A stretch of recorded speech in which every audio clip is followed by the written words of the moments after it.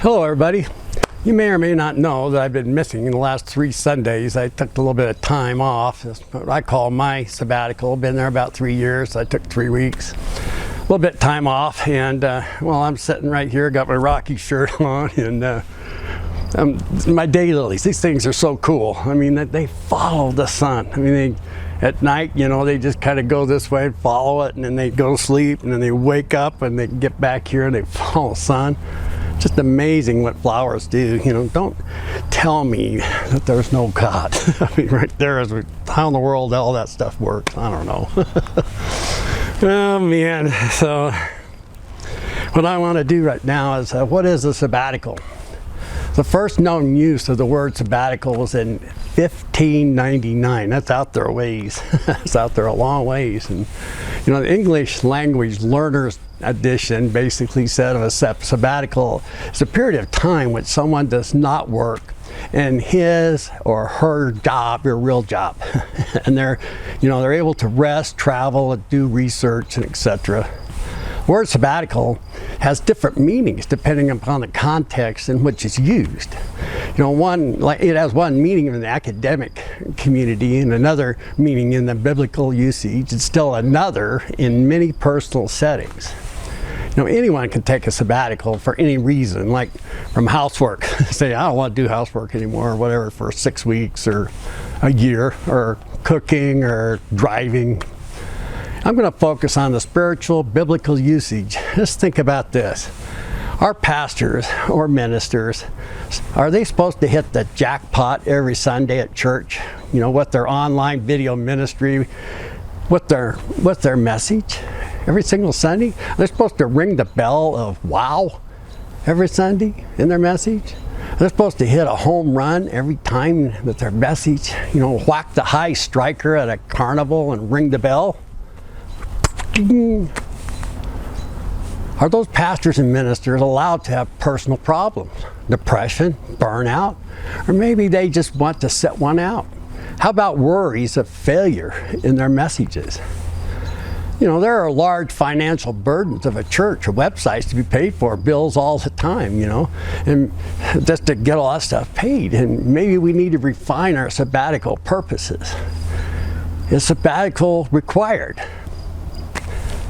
Is it required spiritually? Topics of reference in the Bible about sabbaticals, a little tough to find. They're there, but it's just hard. A true spiritual sabbatical always involves someone who's left behind.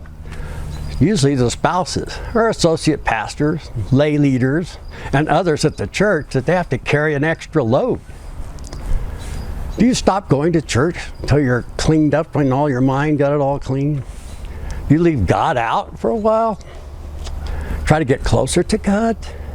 You leave or isolate your family? Get closer to your family? How much time do you sabbatical? A few days, a few weeks, a few months? You know, some companies, the academia and churches, they start at 2 years. Some go to 5. I feel guilty. I should take more time than 3 weeks. Biblically, it's usually after the 6th year you take a year off, or 1/7 of the 7 years. Should you get paid for it? Is it a paid vacation? Most academics and biblical community sabbaticals are paid for a while. Some are not. And that kind of makes your sabbatical real short. What if you don't have the monies to travel? Where would you go? You stay in your home? It's kind of rough as a sabbatical. Maybe in your garage. Put a tent in your lawn and backyard, maybe. There are a lot of dark sides to sabbaticals, usually caused by the evil one. I'll guarantee that. I'll say that again, that dark sides of sabbatical are usually caused by the evil one. Now, some are good. They just learn that God's calling them somewhere else or whatever. But some folks don't come back at all after sabbatical. They just take off sabbatical and they're gone. I'm not going to dwell on that. I prefer the cons. I mean, I don't prefer the cons. I'm trying to say I prefer the pros and not the cons. Pastors have emotions as well, with highs that are different, in my opinion, from any other vocation. I'll say that again. Highs that are different from all, in my opinion, other vocation. In the course of a day, a pastor can deal with death, deep spiritual issues. They give great encouragement, petty criticism all the time, and tragedies, illnesses, the celebration of birth. It's an emotional roller coaster, and it's draining. A pastor is on 24-hour call. Most pastors don't have an off switch. They don't ever, it's not off. They go to sleep with the knowledge that they could be awakened by a phone call at any time of the day or night. My discovery, I've taken the last 3 Sundays, my sabbatical time off. Why? My ministry. Where am I going with it? Is it working? So that's what I tried to figure out during this break. I've been trying to pair up with Jesus to find his path he laid out for me. And it's not that I lost my path. And there's definitely a difference between my path and his path, I'll guarantee you that.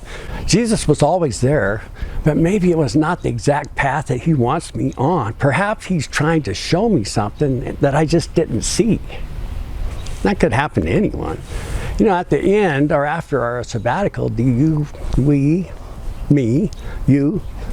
fear that we may have achieved nothing? Nothing changed? My conclusion, do not neglect your soul during your sabbatical. That's big. Go back to your spiritual roots and reflect back on that day you first believed.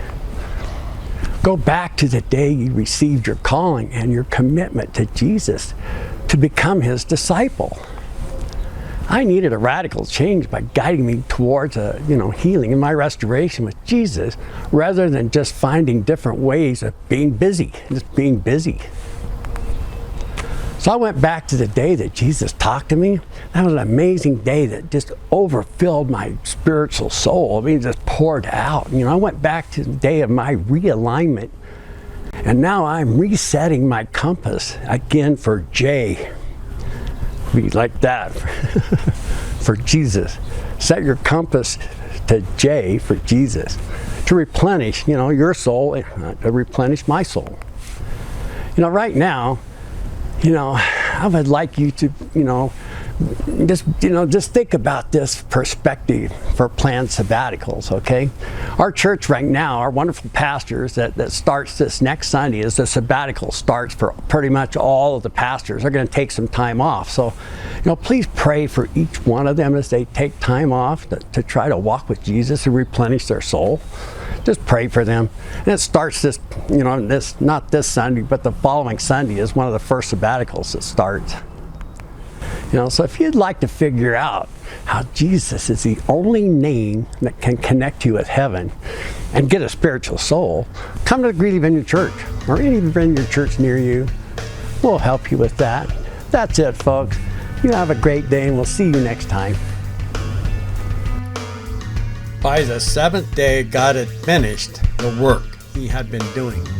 So on the seventh day, he rested from all his work. Then God blessed the seventh day and made it holy, because on it he rested from all of the work of creating that he had done.